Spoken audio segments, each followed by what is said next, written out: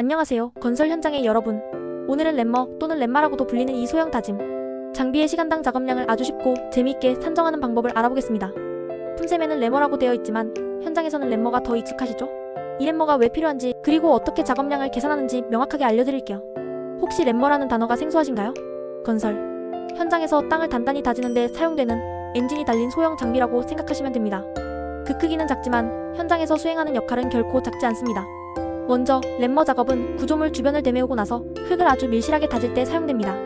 여기서 밀실하게 다진다는 것은 흙 속의 공극을 최소화하여 흙의 밀도를 높이고 궁극적으로 집안의 지지력을 향상시키는 것을 의미합니다. 큰 다짐 장비로는 구조물 가까이 다가갈 수 없기 때문인데요. 예를 들어 건물 기초나 지하 구조물, 주변 혹은 파이프라인 매설후 되메우기 같은 작업에서 대형 롤러나 진동 다짐기는 물리적으로 접근하기 어렵습니다.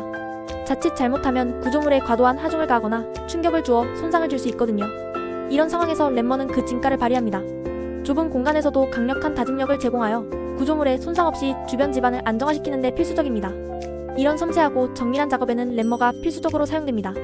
예를 들어 도로 구간에 맨홀을 시공하고 나서 주변을 램머로 단단히 다지지 않으면 시간이 지나면서 집안이 침하되고 맨홀 주변에 아스팔트 포장이 파손되는 안타까운 일이 발생할 수 있습니다. 이는 단순한 균열을 넘어 차량 통행에 지장을 주고 보수 비용을 발생시키는 등 여러 문제를 야기합니다. 따라서 밀실하게 다지는 것이 정말 중요해요.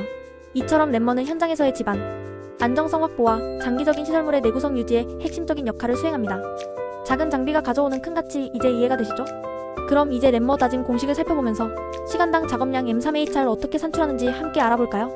이 공식은 건설 현장의 효율적인 작업 계획 수립과 자원 배분 그리고 정확한 공정 관리를 위한 기본 중의 기본입니다. 단순히 숫자를 대입하는 것을 넘어 각 인자가 가지는 의미와 현장에서의 적용 방법을 이해하는 것이 중요합니다. 이 공식에는 몇 가지 중요한 인자들이 등장합니다. 하나씩 자세히 뜯어볼게요. 이 인자들을 정확히 이해하는 것이 계산의 핵심입니다.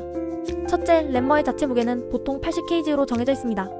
이 무게는 램머가 지면에 가하는 압력, 즉 다짐력에 직접적인 영향을 미칩니다. 무게가 무거울수록 더 큰 다짐력을 발휘할 수 있지만 동시에 작업자의 피로도나 장비의 이동성에 영향을 줄 수도 있습니다. 현장에서 사용되는 다양한 모델들이 있지만 일반적으로 이 수치가 기준점으로 사용됩니다. 둘째, 어느 램머의 다짐판 면적을 말합니다. 이 다짐판은 램머가 지면과 직접 접촉하여 다짐을 수행하는 부분입니다. 기계마다 약간의 차이는 있지만 공통적으로 사용되는 규격이 있습니다. 예를 들어 다짐판의 크기가 280, x 330라면 미터로 환산하여 0.28m, x 0.33m, 0.0924m가 됩니다. 이 면적이 넓을수록 한 번에 다질 수 있는 면적이 커지지만 좁은 공간에서의 작업 효율은 떨어질 수 있습니다. 따라서 현장 여건에 맞는 적절한 크기의 다짐판을 선택하는 것이 중요합니다. 셋째, N은 램머가 1시간 동안 집안을 타격할 수 있는 횟수를 의미합니다. 보통 36,000회로 정해져 있어요. 이 수치는 램머 엔진의 성능과 직접적으로 관련되어 있으며 램머의 분당 타격 횟수의 60분을 곱하여 산출됩니다. 정말 엄청난 횟수죠? 이 타격 횟수가 많을수록 시간당 더 많은 다짐 작업을 수행할 수 있습니다. 넷째, H는 다짐하는 층의 두께를 말합니다. 이 또한 친절하게 정해져 있는데요. 사질 토모레가 많은 흙는 15cm, 점토 진흙이 많은 흙는 10cm로 보시면 됩니다. 흙의 종류에 따라 다짐 두께가 달라진다는 점 기억해두세요.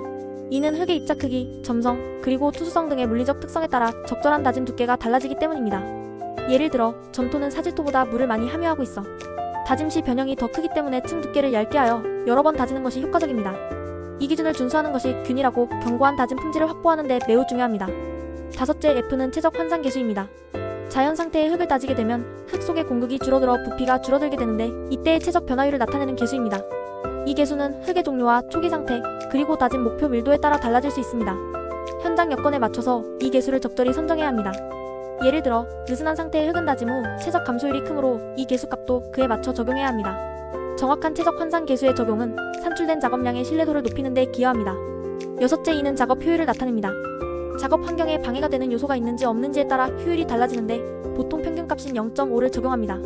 이 효율은 작업자의 숙련도, 장비의 유지보수 상태, 현장의 접근성, 장애물의 유무 등 다양한 요인에 의해 영향을 받습니다. 예를 들어 좁은 공간이나 복잡한 지형에서는 작업 효율이 떨어질 수밖에 없습니다. 작업 효율을 최대로 끌어올리는 것이 중요하겠죠? 실제 현장에서는 이 값을 0.4에서 0.7 사이로 유동적으로 적용하기도 합니다. 마지막으로 P는 중복 다짐 횟수를 말합니다. 램머로 다짐 부분의 평균 다짐 횟수를 정해둔 것으로 보통 면적당 57회로 정해져 있습니다. 한 번만 쓱 다지는 게 아니라 동일한 부위를 여러 번 중첩해서 다진다는 의미입니다. 이는 흙의 밀도를 최대로 끌어올리고 균일한 다짐 품질을 확보하기 위함입니다. 중복 다짐 횟수가 부족하면 다짐 부족으로 인한 치마가 발생할 수 있고 과도하면 불필요한 시간과 비용이 소모될 수 있습니다. 따라서 이 기준값을 지키는 것이 매우 중요합니다. 이 모든 인자들을 공식에 대입하면 1시간당 램머가 다질 수 있는 토사의 양을 계산할 수 있습니다.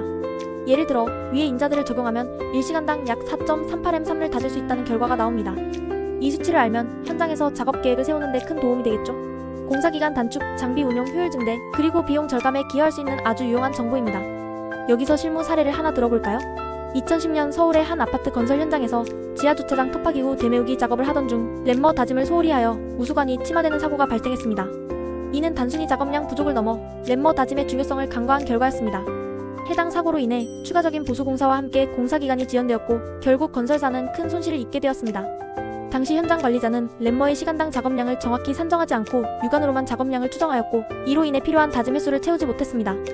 만약 작업량을 정확히 산정하고 중복, 다짐 횟수와 다짐 두께를 철저히 지켰다면 충분히 예방할 수 있었던 사고였습니다. 이 사례는 램머 작업량 산정의 중요성을 여실히 보여줍니다. 이와 관련된 법적 책임도 생각해봐야 합니다.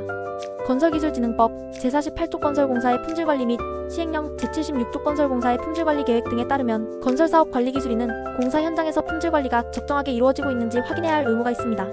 만약 램머 다짐과 같은 품질관리 항목이 부실하게 이행되어 문제가 발생한다면 이는 곧 품질관리 불이행으로 간주될 수 있으며 관련 책임자에게 법적 제재가 가해질 수 있습니다. 건설공사의 품질 확보는 공공의 안전과 직결되는 문제이므로 법적 기준을 철저히 준수해야 합니다.